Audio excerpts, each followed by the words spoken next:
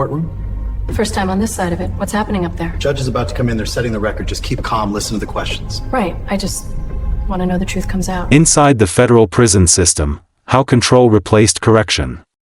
The United States federal prison system was not built to be seen.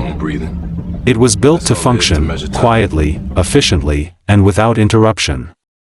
Spread across vast rural landscapes, hidden behind layers of bureaucracy and security protocols, federal prisons operate as one of the most controlled systems of confinement in the modern world. To understand the violence inside these institutions, one must first abandon the image most people carry: riots, chaos, and constant physical conflict. That image belongs largely to the past. Today, violence in federal prisons is rarely explosive.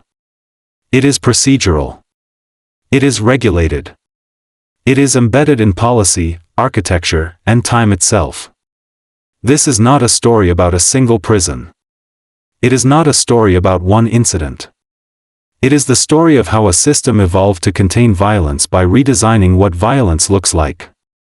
The federal system was built for control, not chaos. Federal prisons exist for a specific population: individuals convicted of federal crimes, including organized crime, terrorism-related offenses, large-scale drug trafficking, financial crimes, and crimes committed across state lines. From the beginning, the federal system distinguished itself from state prisons by emphasizing uniformity and centralized authority. Unlike state prisons, which vary widely in conditions and administration, federal facilities are governed by a single agency with standardized rules, classification systems, and operational philosophies. This uniformity is not accidental. It allows the system to move people like pieces on a board, transferring, isolating, upgrading security levels, or removing individuals entirely from contact-based environments. Over time, this ability to control movement became the foundation of federal prison power. When violence threatened the system itself by the late 20th century, federal prisons faced a crisis that could not be solved with traditional discipline. Certain inmates continued to orchestrate violence regardless of security level. Some directed assaults through coded communication. Others attacked staff directly. Some used their presence alone to destabilize entire facilities. Lockdowns did not stop it. Transfers did not stop it. Segregation units did not stop it. Every method still allowed one dangerous variable: interaction. The federal system responded not by escalating force, but by eliminating opportunity. This was the birth of the modern control prison. The redefinition of violence. In earlier eras, prison violence was visible. Fights broke out in open yards. Weapons circulated through cell blocks. Large-scale disturbances forced emergency responses. These events were dangerous, but they were also clear. They left evidence. They demanded accountability. The federal system learned from this. If violence could not be eradicated, it could be re-engineered. Modern federal prisons reduce violence not by reforming behavior, but by restructuring environment. They remove the spaces where conflict can occur. They restrict movement until spontaneous action becomes impossible. They isolate individuals long before tension can become collective. The result is a system where physical violence declines, while other forms quietly increase. Architecture as enforcement. Every federal prison is designed to communicate power. Concrete replaces steel where possible. Lines of sight are controlled. Sound is dampened. Doors are automated. Movement is tracked. Human presence is minimized. Cells are no longer simply places to sleep. They are behavioral tools. Single occupancy housing reduces conflict, but also removes witnesses. Controlled lighting regulates circadian rhythm. Limited views prevent orientation to the outside world. Even silence is engineered. This architecture does not merely contain people. It shapes them. Violence without touch. In the federal system, violence is rarely chaotic. It is scheduled. Meals are delivered at fixed times. Movement occurs only with authorization. Recreation is limited, supervised, and often solitary. Communication is monitored, filtered, and delayed. When an inmate violates a rule, the response is rarely physical confrontation. It is restriction. Privileges are removed. Movement is reduced. Isolation increases. The punishment is not pain. The punishment is absence. Over time, this absence becomes its own form of harm. Solitary confinement as policy. Solitary confinement did not begin as a permanent condition. It was originally designed as a temporary measure, to cool tensions, separate conflicts, or enforce discipline. In federal prisons, it evolved into something else. Administrative segregation became a management tool. Protective custody became indistinguishable from punishment. Special housing units expanded in scope and duration. In some facilities, isolation became the default response to perceived risk rather than actual misconduct. This shift changed the nature of prison violence entirely. The psychological cost of control. Medical and legal records reveal a consistent pattern. Prolonged isolation produces predictable psychological effects. Anxiety increases. Sleep deteriorates. Concentration weakens. Emotional regulation declines. Over time, some individuals experience paranoia, hallucinations, or complete emotional withdrawal. These reactions are not rare. They are not anomalies. They are expected outcomes. And when they occur, the system responds not with relief, but with more control. Behavior caused by isolation is treated as misconduct. Misconduct justifies further isolation. The cycle sustains itself. Self-directed harm as systemic violence. In modern federal prisons, violence often turns inward. Self-harm incidents occur behind closed doors, under camera surveillance, documented in internal reports rarely seen by the public. These acts are not always suicide attempts. Many are expressions of distress, attempts to regain control, or reactions to psychological collapse. The system responds clinically, procedurally, and quietly. Medical evaluations are conducted. Risk assessments are updated. Restrictions are often increased. The underlying conditions remain unchanged. Why riots became obsolete. Federal prisons are designed to prevent collective action. There are no large shared spaces. No mass movement. No unsupervised gatherings. Inmates rarely see one another. Communication is fragmented. Trust erodes. Riots require coordination. Coordination requires contact. The federal system eliminated both. This does not mean resistance ended. It means resistance became invisible. Hunger strikes and silent protest. When physical confrontation becomes impossible, protest adapts. Hunger strikes have occurred in multiple federal facilities, often organized through indirect communication. These actions are slow, controlled, and deeply unsettling to administrators. They do not disrupt order. They disrupt legitimacy. A body deteriorating quietly under supervision raises questions policy cannot easily answer. Medical staff monitor. Legal departments prepare. Public statements emphasize care and protocol. The system contains the protest without addressing its cause. Staff inside the system. Correctional officers in federal prisons operate under strict guidelines. Emotional detachment is not encouraged, it is required. Interaction is minimized. Language is procedural. Consistency is enforced. This protects staff physically, but it also shapes behavior. Many officers report that prolonged exposure to controlled environments affects their perception of normal human interaction. Silence becomes familiar. Distance becomes habit. The system trains everyone inside it, staff included. Violence as time. The most powerful weapon in the federal prison system is not force. It is duration. Days repeat without variation. Years pass with minimal change. Progress is slow, conditional, and reversible. For many, the uncertainty is worse than punishment itself. There is no clear end point. No guaranteed release from restriction. No reliable timeline. Time becomes pressure. The federal prison paradox: federal prisons succeed by conventional metrics. Assault rates are lower than in many state systems. Large-scale disturbances are rare. Escapes are almost non-existent. From an administrative perspective, the system works. But this success raises a deeper question. If violence is reduced by replacing it with isolation-induced harm, has it truly been eliminated, or merely transformed? What the public rarely sees: the federal prison system does not rely on spectacle.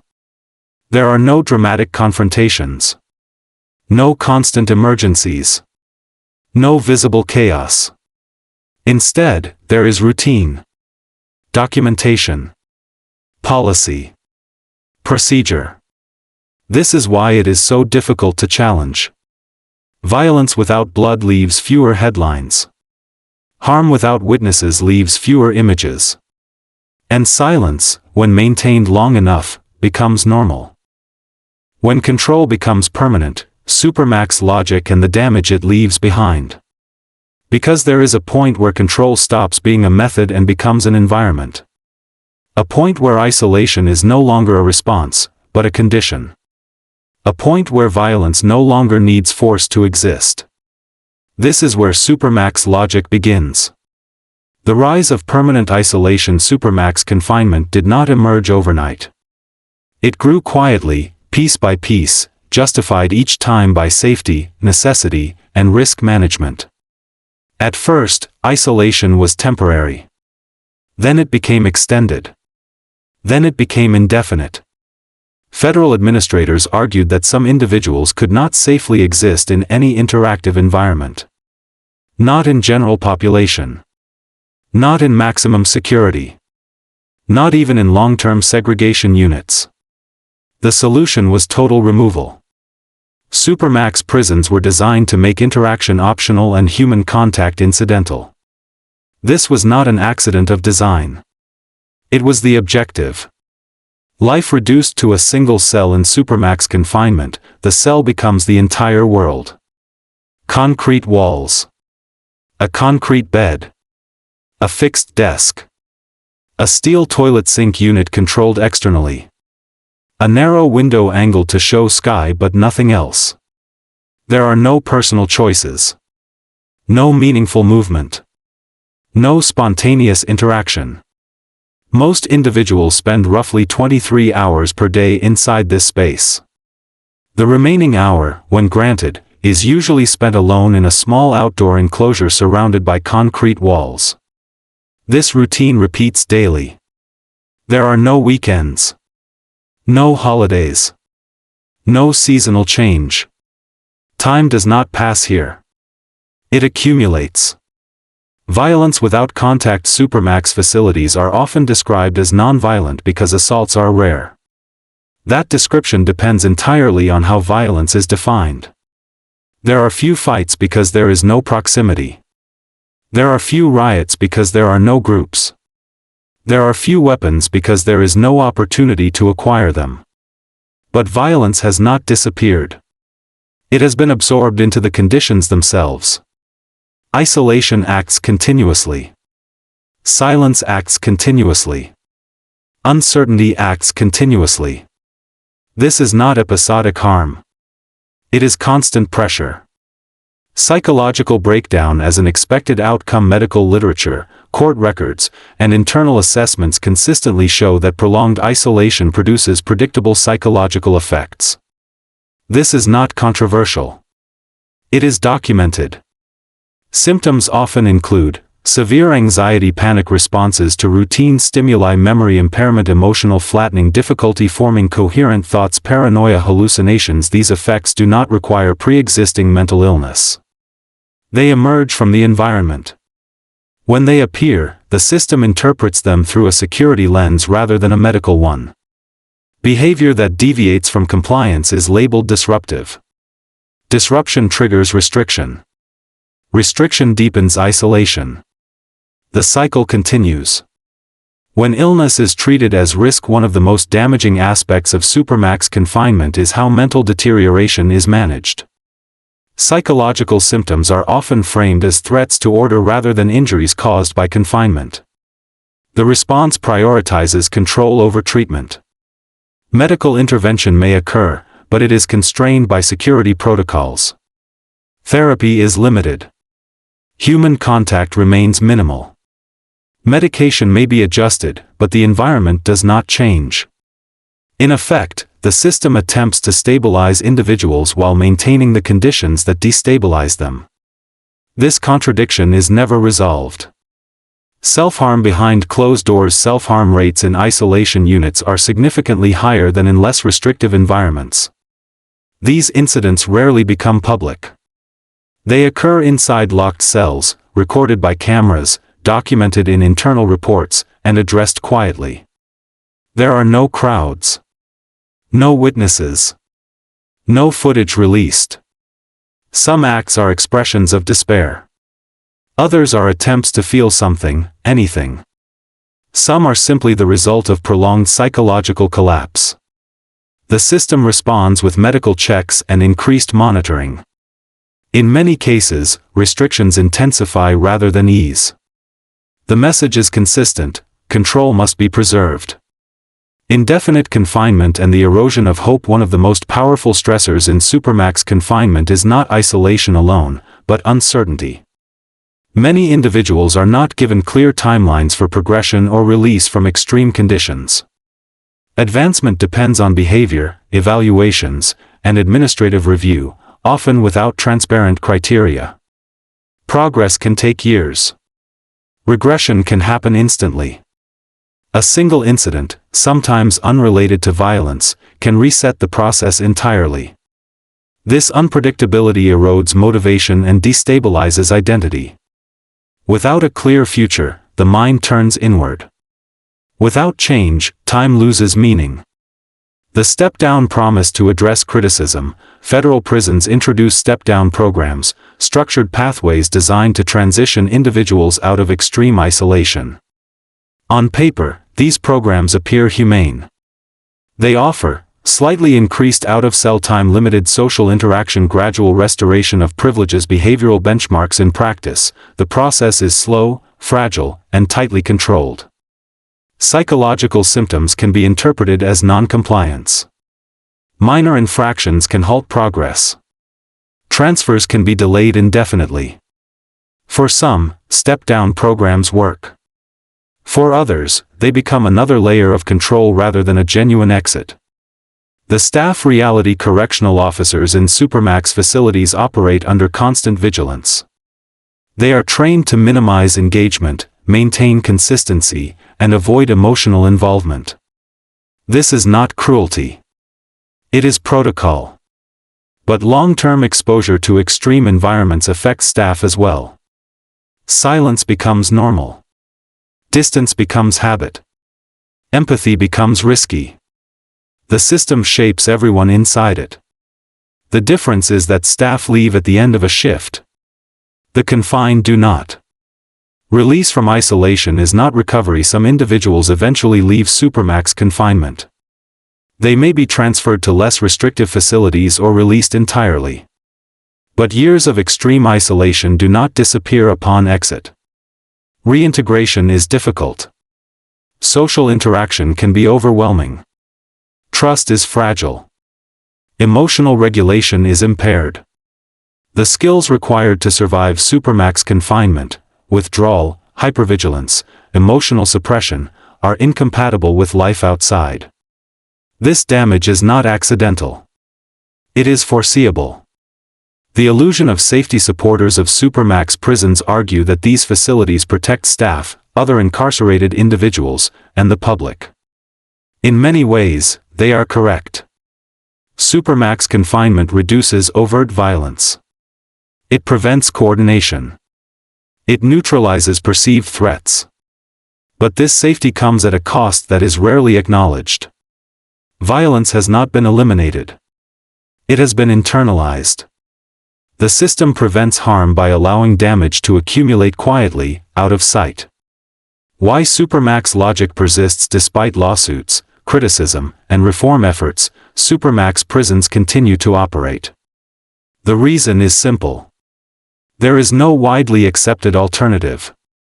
As long as some individuals are deemed unmanageable in any interactive environment, isolation remains the default solution. Supermax prisons are not meant to rehabilitate. They are meant to contain. And containment, once normalized, becomes difficult to challenge. What this means for the future: the federal prison system represents a broader shift in how societies manage risk. Rather than addressing root causes, systems increasingly rely on separation, surveillance, and control. Supermax prisons are the extreme expression of that logic. They are not anomalies. They are indicators. Federal prisons no longer erupt into chaos because chaos has been engineered out of existence. What remains is something quieter, slower, and harder to confront. A system where violence does not explode, but accumulates. Where punishment is not loud, but permanent. Where control replaces correction. This is not a failure of the system. It is the system doing exactly what it was designed to do.